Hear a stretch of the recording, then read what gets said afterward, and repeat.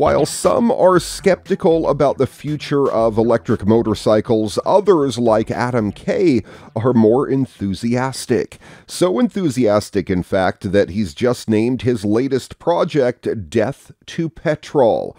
It's all very tongue-in-cheek, of course. As the founder of United Motorcycles in London, Adam has a number of petrol-powered customs under his belt, and he plans to build even more. But he's also pragmatic about the future and curious about the potential of electric drivetrains as a platform for customization. Can the basic rules for designing a motorcycle be ripped up, he asks. Do you need to hold the bike with your legs? Where and how should the rider sit?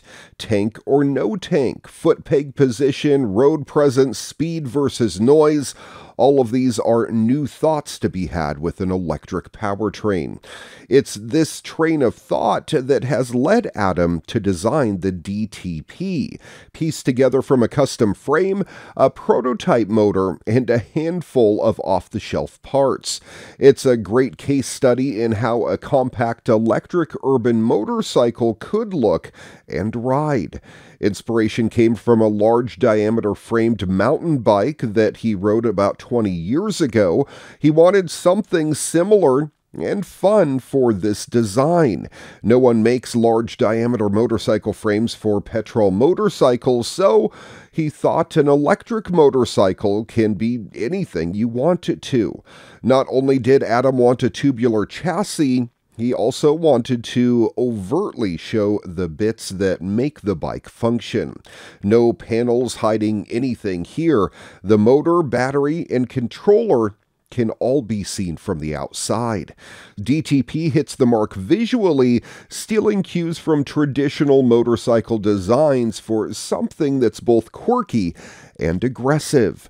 As for the performance and range, Adam makes no bones about the fact that this is designed as a short-range weapon. The top speed is limited to 50 miles per hour, but it's all about acceleration for a city motorcycle. The range is dependent on your style of riding. DTP is about urban fun rather than long countryside rides. The numbers aren't final yet either because DTP is technically a prototype. Adam's planning a small production run of these once he's done more testing and, of course, more tweaking, with a target curb weight of under 155 pounds. As soon as I hear more about this, I will keep you updated right here on your weekly tech update. Oh man, Amazon just took a big step towards cornering the market for household robots.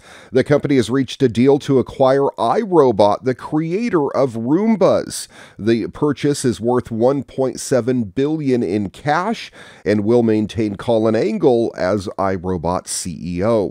The two firms didn't say when they expected the deal to close, but that will depend, of course, on approval of both iRobot shareholders and regulators.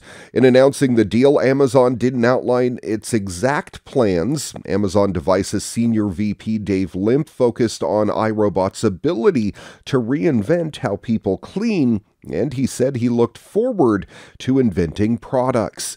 Engel said Amazon shares iRobot's passion for innovative home products and felt the internet giant was a good fit.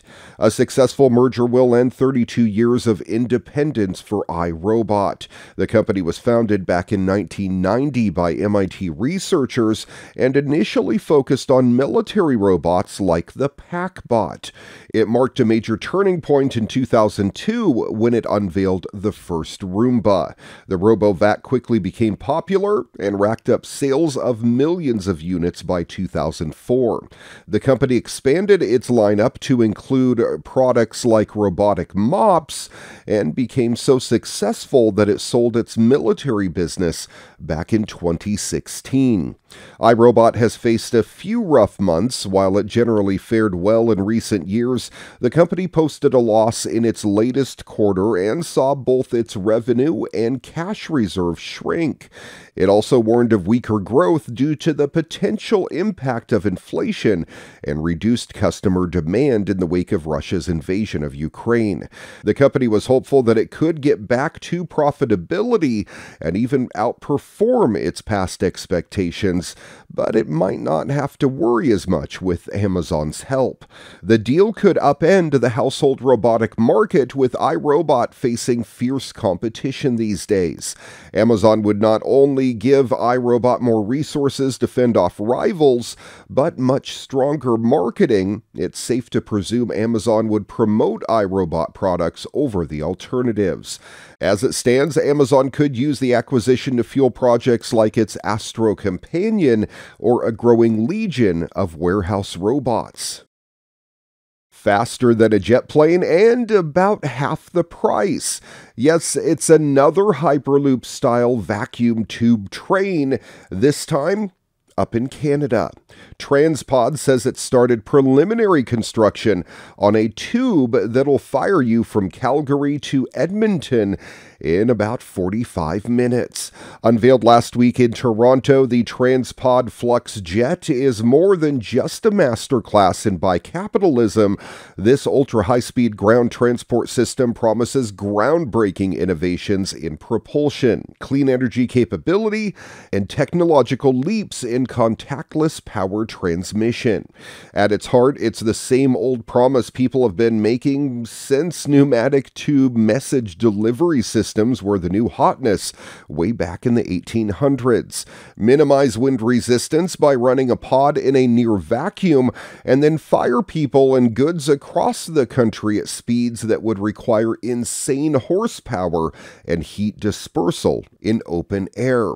As with the Hyperloop, Hyperloop TT, Hyperloop 1, ET3, and Hyperport, and of course many other such designs we've seen, the Flux Jet will eliminate rolling resistance from the equation as well using maglev technology.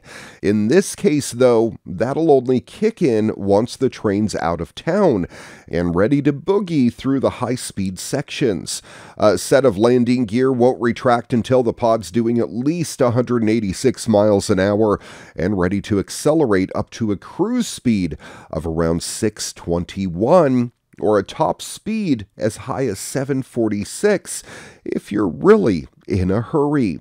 Each 82-foot-long pod, seating up to 54 passengers or carrying some quantity of time-sensitive cargo, will have 4 levitation engines, extending outward from its upper and lower diagonals on suspension arms, and as a result, it'll look extremely cool and sci-fi. The pods will carry some onboard battery reserves, but when it's time to go really fast, they'll extend a contactless power pickup unit to receive power from the tube directly. Plasma is involved and it glows a sweet sci-fi purple, at least in the render video. Transpod says it's raised $550 million in funding and is moving to the next phase with a project spanning 186 odd miles between Calgary and Edmonton. Preliminary construction work, including the environmental impact assessment, has begun. The tube promises 45-minute trips between the two cities for around $75, replacing more than 3 hours of driving or a plane ticket worth $125. It'll take almost a third of the traffic off the highway joining Calgary and Edmonton, says Transpod. The company expects to reduce carbon dioxide emissions by 636,000 tons annually. Now, Transpod's $18 billion proposal for the Calgary to Edmonton link would appear to cost the project $60 million per kilometer, a number that would compete fairly favorably with other high-speed rail proposals in the area.